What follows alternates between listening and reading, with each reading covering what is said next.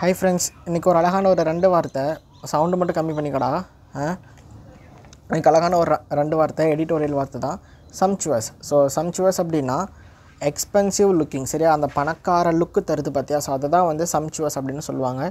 Sentence பாருங்கள்.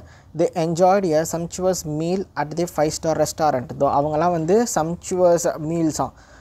அந்த பணக்கார ஃபுல்லாக அந்த டேபிள்லாம் நிறைய படத்துலலாம் காமிப்பாங்கல்ல, அப்படியே டேபிள் முழுக்க அதுதான் அந்த எக்ஸ்பென்சிவாக சம்ச்சுவஸ் மீல் அட் தி 5-star ரெஸ்டாரண்ட்டில் அவங்க வந்து சம்ச்சுவஸ் மீலை என்ஜாய் பண்ணாங்களாம். ஓகேயா? நெக்ஸ்ட் வார்த்தை டிஸ்வேட். டிஸ்வேட் அப்படின்னா ஒருத்தரை ஒரு விஷயம் செய்ய விடாமல் பண்ணுறது. ஓகேயா? இப்போ என்கரேஜ் அப்படிங்கும்போது அதை செய்ய சொல்லி என்கரேஜ் பண்ணலாம். அப்படின்னா பர்சுவேட் அப்படின்னா அதை செய்யன்னு சொல்லி தூண்டி விடுறது. ஓகேயா?